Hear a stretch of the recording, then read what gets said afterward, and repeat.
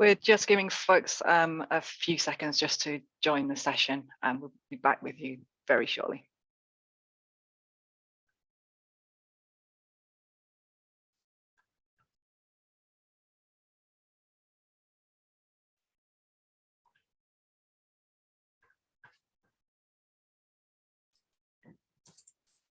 Okay, I think we should make a start. Jane, did you want to move the slide on? Lovely, thank you. So hello and welcome to our user experience panel. Following on from John's session just before this one on our user experience report, we're just going to talk through some experiences, some user experience challenges, along with good practices. We're going to have a range of questions for our panel, and also the audience will have the opportunity to ask their own questions a little bit later on. There's a nice Q&A panel just down at the bottom there. So if you think of any questions as we go on, feel free just to add them into the Q&A as we go. But first, some introductions. Super short one from me. I'm Emma Wilson-Shaw. I'm the e-resource manager for OpenAthens. I spend a lot of my time working with our library and publisher customers, championing good user experience. And our panel have a huge range of experience in lots of different fields, and I'll let them introduce themselves. Serena, would you like to go first? Yes, absolutely.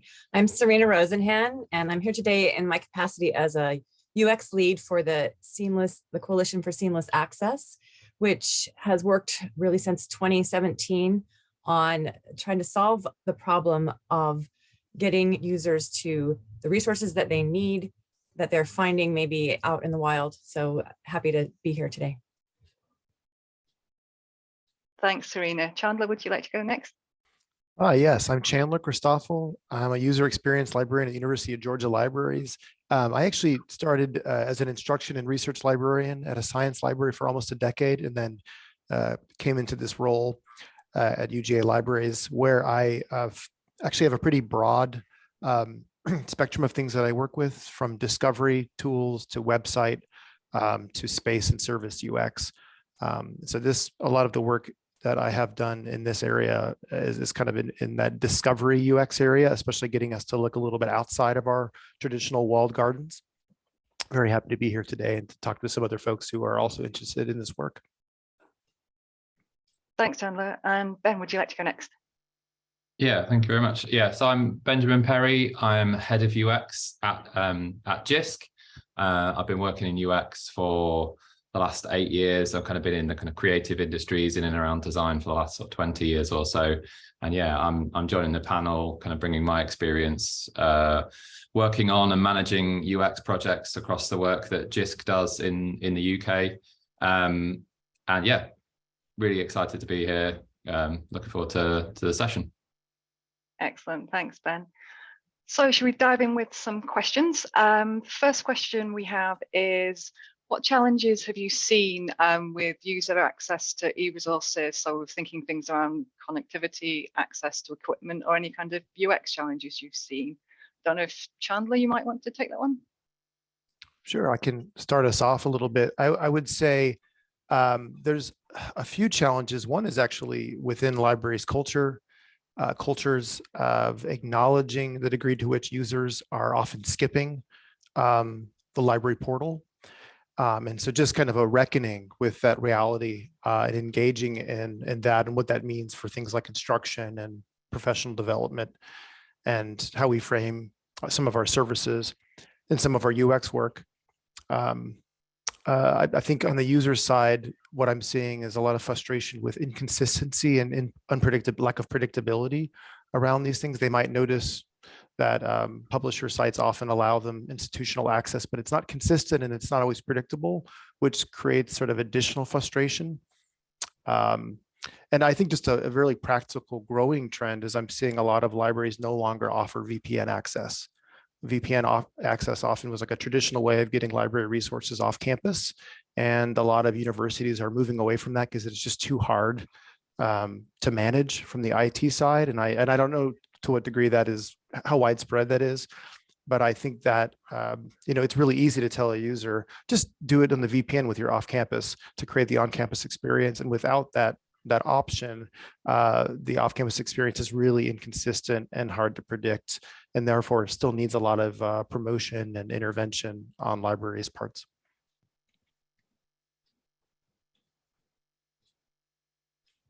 I could add a little bit. Serena? To Yeah. that. Yes.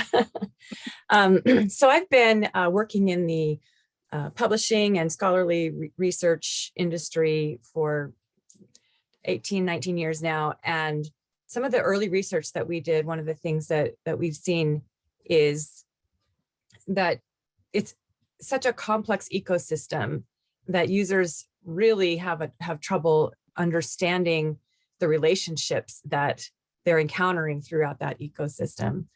And so that's one of the underlying challenges with teaching and creating constant experiences. There are so many different relationships to navigate and understand, and we often aren't looking outside as service providers aren't looking outside of the specific experience or the happy path maybe that we envision, and the reality of a user moving between many different entities. Ben, was there anything you wanted to bring in on that one? Yeah, I can't comment on things that I've observed directly necessarily, because the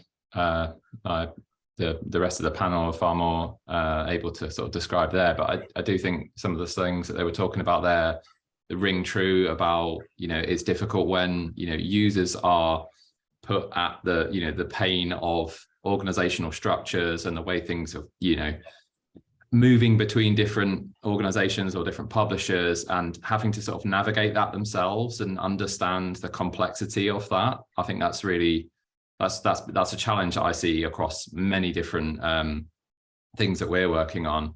And additionally is kind of that focus on what is it that people are trying to achieve? What's the outcome that the user's trying to achieve, rather than sort of having that sort of feature mindset of, oh, we need to provide a login for this thing. Well, that's maybe not the ultimate goal. The user's goal is never to log in. The user is trying to achieve some kind of task or create some kind of outcome for themselves, and it's very difficult unless kind of we're focused and thinking about helping the user to achieve their outcome, than that kind of feature level mindset with like, oh well, we just looking after this thing and we just do this login, and it's trying to think about that in a wider system and a wider ecosystem, and how all of these parts fit together, and when that spans multiple entities, that can become really confusing and messy, as sort of described already. Yeah, I agree. Probably, yeah, the next question we could probably take a look at. The question is around what role can your library or organization play in improving user experience in terms of accessing resources. Does anybody want to take that one? Happy to start off as somebody who works in a library, but I had an answer for that. But what Ben was talking about, and Serena too as well, thinking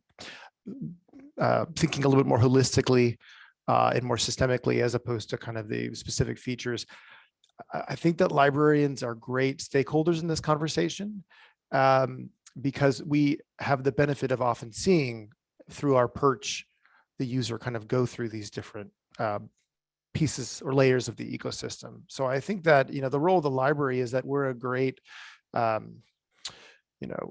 ambassador to that process, and can speak to a lot of it, both because we see it and we see the users bringing issues with it, but also because we often mediate it and even teach it. So our role is fairly strong depending on the context, to the point where we almost might think of users more as learners in a multi-stage learning process, and librarians as learning agents, not against the traditional UX model, but as in addition to it. So I think librarians and libraries can serve that role.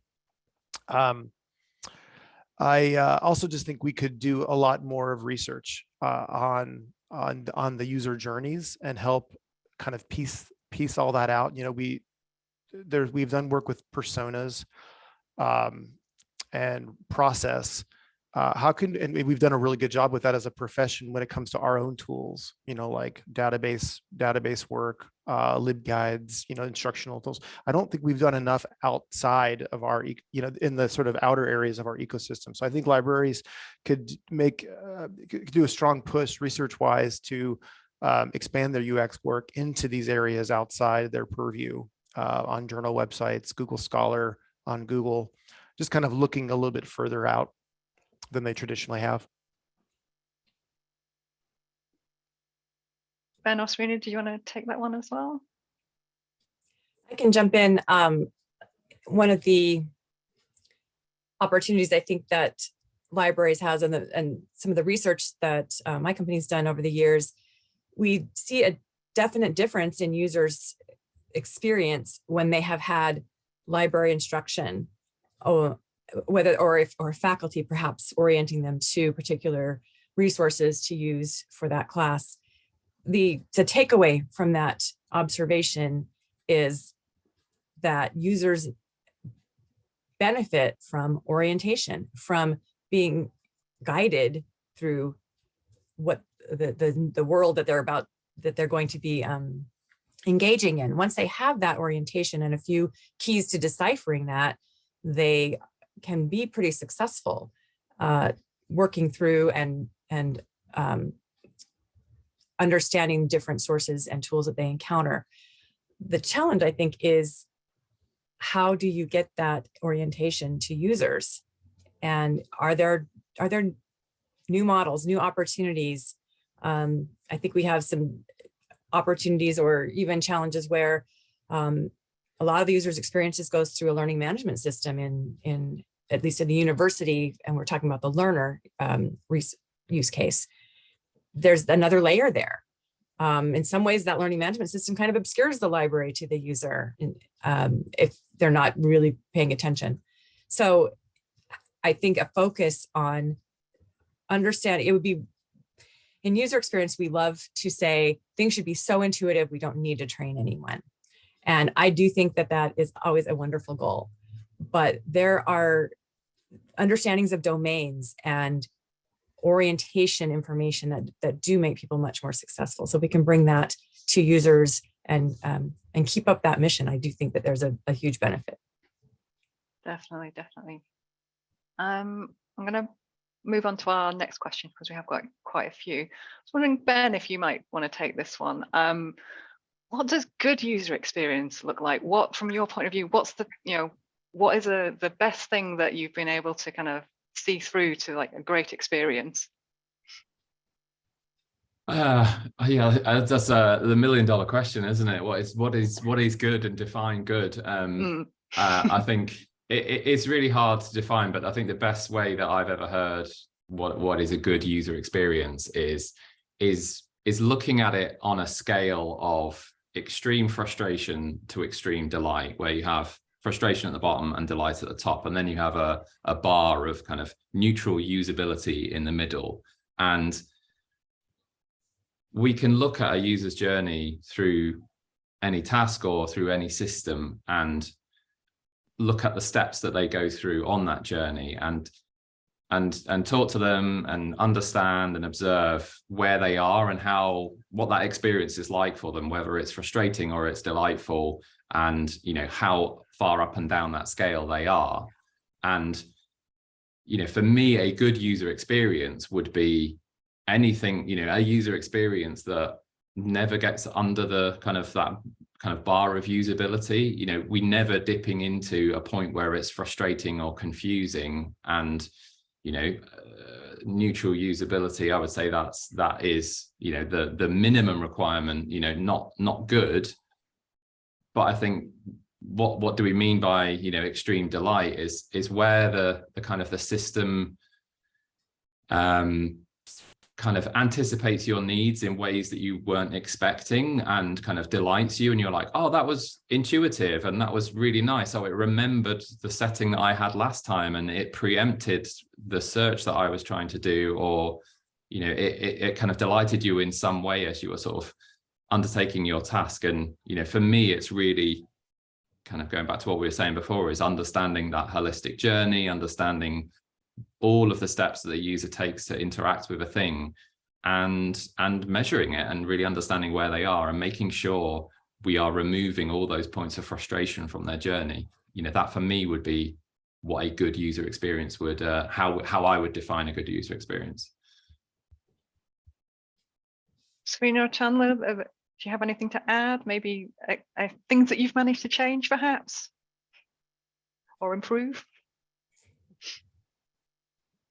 Yeah, it's hard to add to, that was very well put, Ben. So I just want to add, maybe not necessarily add value though, but well, one change we did make, it's very small, but on our link resolver, we just made it direct linking, because we found out that for the most part, users don't want to be presented with options that they don't understand. And I think that sometimes libraries often love information. we like to present options, but if those options are not clear, then they are just extra noise and extra frustration. So that's one thing that we have changed. The bit that I do want to add to this is like, okay, so I think that was a really good model for what good UX looks like. I can also imagine sometimes working backwards from what bad UX looks like. And one thing that in reading that great report, I saw some of the needs that were addressed from access, but also integrating organization of citations and also, research skills and the ability to evaluate. And I can see bad UX being an attempt to integrate a lot of those features in a way that ends up hindering some of the core immediate needs.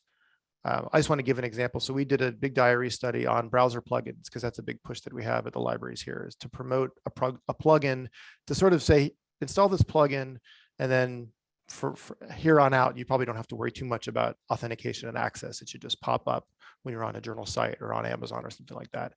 And one thing we found was that many of the users cared most about access, and therefore those extra bells and whistles like citation management or research just kind of ended up getting in the way or being noise. But there were a few users who cared more about those than access. And so this idea of there being certain, kind of related to the scale you're talking about, but also adding the element of which issues certain users care about most as part of that journey, and making sure that we're meeting their primary needs and not adding these extra secondary, tertiary needs in a way that interferes with that. That's what a bad UX would look like. Not to say you can't add those extra features, but how do we do it in a really intuitive way that doesn't burden the UI or burden the experience? Yeah, I'll just to sort of add to that, there's that 80-20 rule that 80% of your users are going to only ever use 20% of the features that you provide to them. So there's always a constant trade-off with adding new features. You are cluttering the interface, and you are making that that primary journey more difficult. And as we were sort of saying before, it's really trying to understand these people who are responsible for developing these products and services that the users are interacting with, is like really understanding what the users are trying to achieve and what their sort of top tasks are that they're trying to perform, and making sure that's given primacy in the user interface so that people can get that done through personalization and customization of the interface as well. We might be able to enhance that user experience. That's why we're starting to get to great, talking about anticipating needs and being able to give people controls and permissions to tailor their experience to how they want it. That's when we're talking about great user experiences, so that you can access the tools and functionality that you need, but that can be personalized, so you can also declutter by removing the stuff that isn't of interest to you. One thing I'll add to that, good user experiences are always built on the ability to empathize with the user, really understand their tasks, understand their frame of mind and what's important to them. One of the moments that I will kind of always use as a representative insight, when we started working on this idea of seamless access, how can we make it easier for users to get to the content that they actually have access to, but they may not be discovering within a library? One of the researchers that we spoke to just described this experience of doing research and having to take time. He finds an article, he's in the thread of his own thoughts about his research question, and the how the information might answer it. He's doing his mental work here, and then to have to stop and shift gears and think about the task of access, and what does he have to choose, and what does he have to enter, and will he get there? He's lost his train of thought. And a good user experience would be for that user to be able to get through that process and still have that intellectual train of thought that allows him to keep track of the work that he was doing. And I think that's the user I always try to picture when we try to work on solving these problems. Yeah, the less you have to think about access, the better. Sorry. Oh, apologies. Sorry. I wanted to add Sorry. something to that, Serena. You just made me think of something. So as part of that plugin diary study, and we just did it. That's why it's really fresh in my mind. But one theme we found was that a lot of our faculty and PhD students, but faculty as well, are using Google. And I don't just mean Google Scholar, they're using Google, and it's because they're omnivorous in what they're looking for. They're wanting articles, but they're also wanting blogs and news pieces, because they're often just trying to kind of do a skimming exploratory research. And Google's great at that. And it includes scholarly stuff. And then when they need to do the more full text searching, they often do that in a separate, discrete process. One big reason was it's just so much of a hassle and so tedious. You have to kind of do it on it. It's like you do the hard job in one sitting, because it's just not fun, and it's so tedious and time consuming, and you can't really, do it very easily with that top level skimming. And one thing that we found was interesting was with doing the plugins, and this came up mostly for libkey nomad, was that the plugin, by virtue of popping up when they're doing that Google omnivorous searching, it reminded them they could get full text access, even though that was not their intent. So it allowed them to kind of bob between that superficial exploratory process and that full text process more easily. And it served as a bridge, which actually kind of speaks to your point of, what tools can we have that can facilitate nimble, quick process without the user kind of losing the thread. Yeah. And so I just kind of wanted to add that as an interesting finding from our study that connects directly with what you're talking about, Serena. We're running a little short on time, so I'll move us on to another question. Probably going to be more Serena and Chandler, but we'll see. How does your library or organization provide support and training to learners and researchers? We don't want it with this stuff. We do on a reactive basis help them with e-resource issues. We do a little bit of link resolver training with more advanced groups. But when it comes to this aspect of the ecosystem that we're all very interested in, which is outside of the library portals, on journal sites, those tricky authentication journeys, we really don't do it enough. And I think it's something that we're going to start doing more of. I think some of it's going to be embedding it more in our instruction sessions and prioritizing it more. It also is of a piece with talking about Google Scholar more. So Google Scholar sometimes is mentioned as an afterthought. Oh yeah, if you're in Google Scholar, set up library links, and instead putting that more at the forefront. But I think the other piece of all this is we're going to actively promote browser plugins, like make a browser plugin really, libkey nomad, and make a really strong push for that, because that's something we license.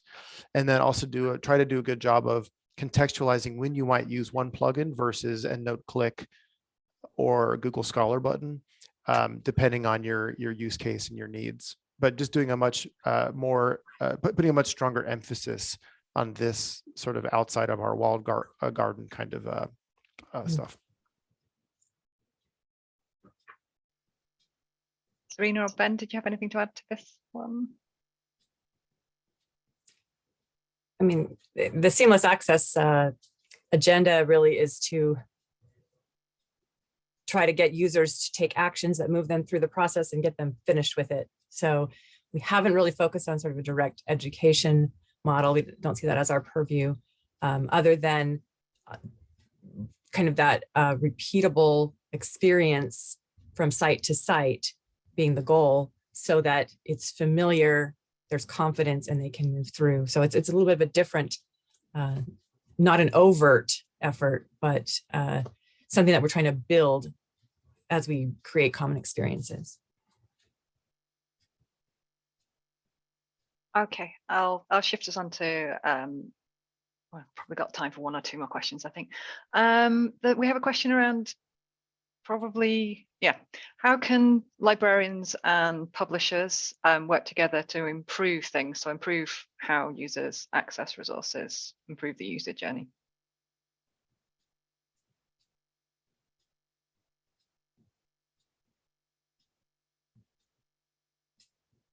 I think it's what we've been speaking to here, which is let's really understand our users and share that understanding and recognize where the piece of the puzzle, the piece of the experience that we deliver integrates with so many other pieces, and kind of share a commitment to taking friction out of that, making all of the different things that we build work better together.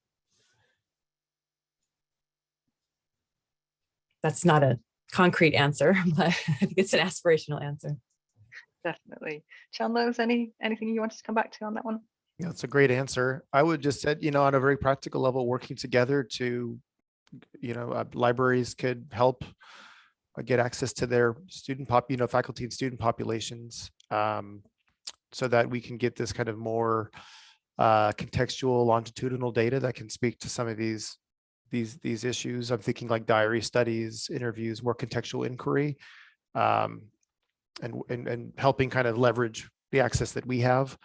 I also think it'd be really interesting to start talking about the directions that were in that report about how to bring in some of the more educational guidance into this, be it, how to evaluate a source, experiment with what that looks like as part of this process in a way that's just right-sized and doesn't sort of interfere with primary UX UI. So I think there's opportunities there as well, that sort of educational aspect, because librarians think about that a lot and are a good source of input there.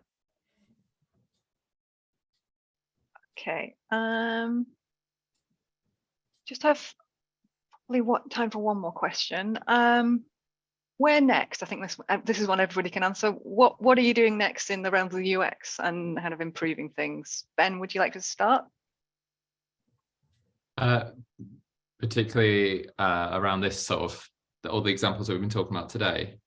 Yeah, or anything else that's great. Yeah, I think so. So for me, it's a lot of stuff that we're doing at the minute is working with kind of product owners across the business about trying to evangelize about UX and evangelize about design in the organization, in our organization, because ultimately there are many people who are involved in delivering these products and services that our users have to interact with, and everyone who's involved in these products is ultimately making design decisions about the product. And it's not just the people who have UX in their job title, it's the developers, it's the product owners, everyone who's influencing the design, making decisions or has influence over the design of something is making design decisions. So one of the things we're really focused on in JISC is about elevating design maturity and UX maturity with the teams that we're working on, because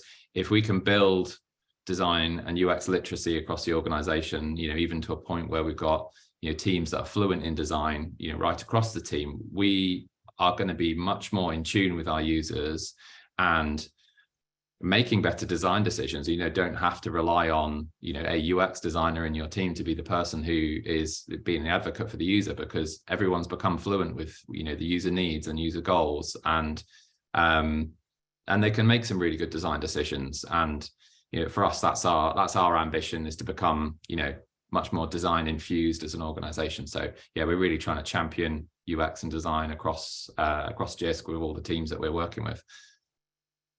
Sounds like an excellent way forward. Serena?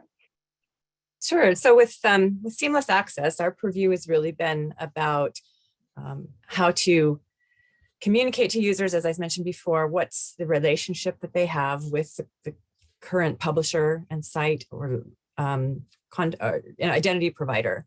And one of the opportunities that this has given us is to, we talked about getting outside of sort of our own boxes, but we also all operate within a box, which is the browser. And so the decisions that are being made by browser vendors about how to handle cookies, that the technology that underlies that is impacts user experience. And so we are actually having conversations and helping with concepting with some of the conversations that are going on with browser vendors right now about how to improve privacy and an experience by keeping the user in the center of that conversation.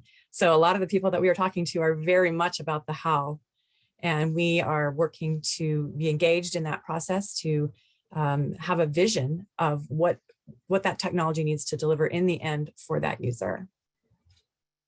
Sounds exciting. Keeping the user in the middle of all of that, definitely. Chandler.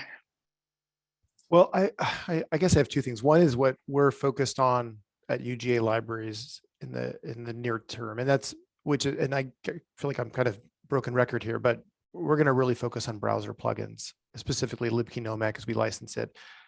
I think a really meeting all those users who don't even go to the library website because it's frustrating, or they just see it and they just kind of no, not for me. And if we could get them to just install that plugin, kind of really investigate and really promote that in a full court kind of way, and then assess over like a 6 month to a year what that looks like, what the uptake is, what the adoption is, what the issues are. That's something that we're really interested in. And that's an organizational effort that's going to be not just something that I work on, but something that our website is involved in, that liaisons are involved in. And I think Serena reminded me of this. I wasn't going to answer this before, but just thinking about privacy, and this is answering more for the profession of librarianship, not just where we're at UGA libraries, but just being a part of that data privacy conversation, because it's something that librarians care a lot about and feel particularly well positioned to have a voice there. But we also see this kind of awkward tension between user experience, all those great anticipatory kind of things that Ben was talking about, and then privacy. And in the middle, there's the user who may or may not even know what's going on, and what our role is in advocating for the user and making them aware of what's going on. There's a lot there. And I think it's so much, it's kind of overwhelming, but I think libraries could probably be involved in some of those the conversations on the vendor side to kind of advocate for the user and the profession, because it's a professional value system as well. That we're often really holding on to that informs our viewpoints and our concerns about this stuff.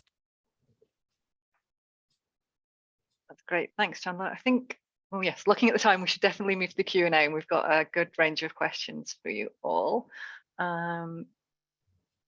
Shall I start with? Oh, this is a good one. If you had 3 wishes, what changes would you make to improve the UX for the sector? Or maybe just one wish each. I'll go ahead and start if that's okay. I think that the UIs would be pretty consistent, that the sign in and login options are in the same place, that on a very because place really matters, consistency of where those options are, that they have a consistent branding, whether it's seamless access or something else, that everybody who goes to a journal site more or less knows the routine, and that becomes a norm. And that the process from there to picking your institution, that sort of progressive disclosure that happens there, or whatever you want to call it, is consistent and very intuitive, and that we start borrowing some from the best practices.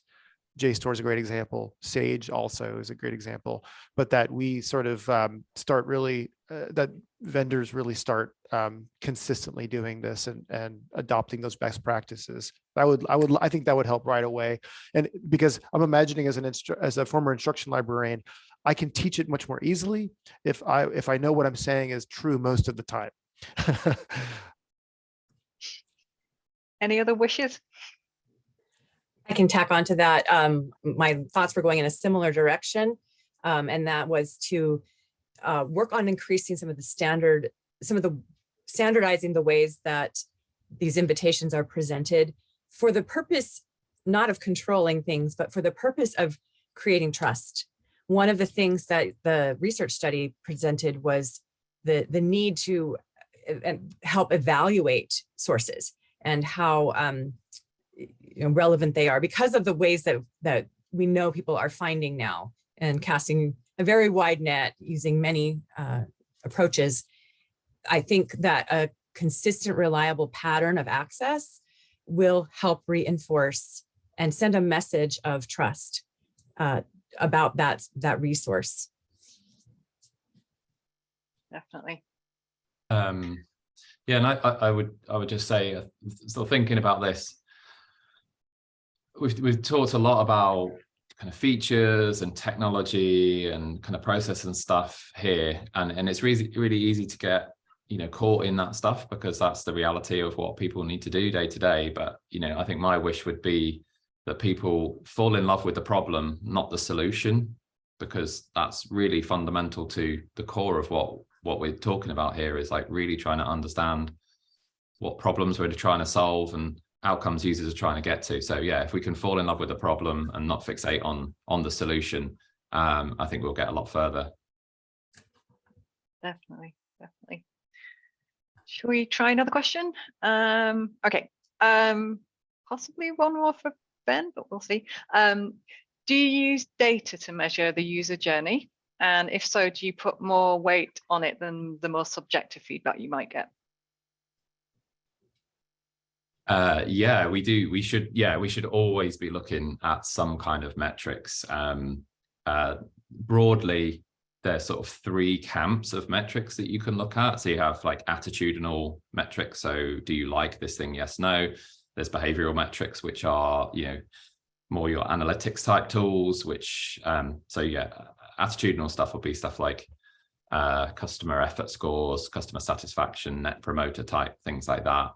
Behavioral stuff will be more of your analytics type tools. So we'll be looking at time on task, time to completion, bounce rates, churn, and things like that with a lot of tools. But the most important one, I think, in terms of the data and metrics we should be looking at is really the kind of experiential metrics, and we get to those by actually testing with users. And I was mentioning before this sort of scale of extreme frustration to extreme delight, and actually sitting down with a group of 10 users and watching them undertake their task and measuring them and talking to them at each step that they take through their journey and asking them, like, where would you, here's this scale, where would you put yourself through this journey? And that itself can, they are metrics there. We tested with 10 users and 80% of the users found this process frustrating, and here were the specific points that was frustrating. And then we can also kind of get that qualitative insight by talking to them directly and saying, well,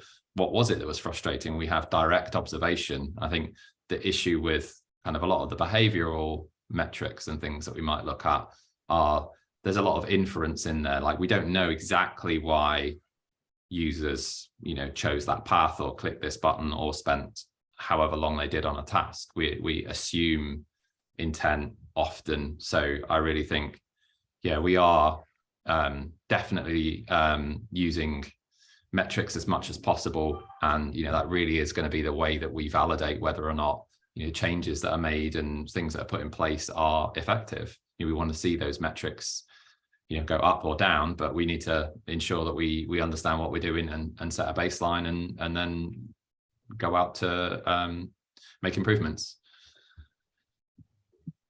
Excellent, thanks, Ben. Did Chandler or Serena, did you want to chip in there? We do work, our purview is a little bit challenging because we're a small sliver of the experience. And so, but we do ask our implementers to share their metrics and how the implementation is working with them, and let that inform the decisions that we make going forward. I would say that the metrics that I tend to do more qualitative work on this, and I tend to try to find themes in the inquiry and interviews and diary studies. And I think like light persona development, or at least light behavioral clusters, is something that I strive for. It's not really a metric, but that is something that I'm hoping to fill in as I do these. So that is sort of a a result in a way of some of the work, if that helps. Thanks, Chandler. And actually, got a little bit of time. It's probably a question directed specifically at Chandler. Somebody was asking about the use of direct linking. So I think you were talking before, trying to, I guess, take some of the noise out of linking. But they were asking about whether this might exclude user groups who don't have access to everything. So like alumni, and I guess what would happen in that case? Yeah, that's a really good point. And that's something that, I think that people who don't have access to our resources in that core way that students, faculty, et cetera, have a difficult time. They often have to come on campus to get access to that as part of the licensing agreement. So there's already a big hurdle there. We did talk about this as part of the direct linking. I mean, the other thing is direct, and this affects people who aren't, even just who have access, sometimes direct linking doesn't work, right? If that first option doesn't work, then direct linking has failed. It has taken to a broken link. So it's a really good question, and it's an inherent problem. So what we decided to do is we have a chat service, often with those users who have to come on campus to get access anyways. It's a very mediated process. So one thing that we have is that in our discovery tool, we use Primo currently for some of that journal searching. There is a way to still see those options, and so we didn't make certain things direct linking so that you have a sort of a fallback option. Probably not a great answer, because I think that to some degree the problem still is there, that access is not universal, and there are certain user groups who are excluded from that by virtue of our focus on faculty and students. So I don't have a great answer as much as a response. Tricky, trying to unpick all of that. Okay, we probably have time for one more.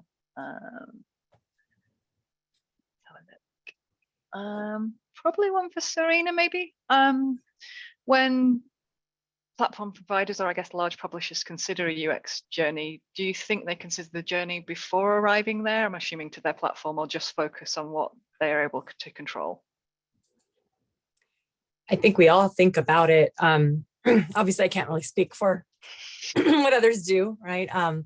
But in my career, and as I've interacted with people, we have analytics, and we do have an understanding of where people are coming from, and it gets challenging, because I think the product managers tend to think a lot about their product. That's what they're tasked with.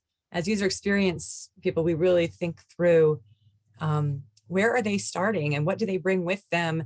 So what does that mean when they encounter our product, our database, our article, our publisher site, our library site, and where do they go from there? What piece of that journey can we be? Because if we really care about the user's success, we want to see them not just create usage clicks in our product, right? We want to see them finding the content that they need, informing their tasks, being successful, because they'll come back because they trust you and they rely on you. We've absolutely seen that in user research, where users begin to trust a resource, and they will go back again and again, sometimes even if it's not maybe the best resource. If it works well for them, then they'll come back. Yeah, absolutely. So it would behoove us to think about that. Yes. And on that note, we're just at time. I'd like to thank you all for attending today. It's been some great discussions, some great questions. I know we didn't quite get to all of the questions, but I'm sure we can do something about that a little bit later. I think there's a slight pause now, and then there'll be a kind of highlights and wrapping up session. But thank you all, and have a great day. Thank you. Thank you, everyone.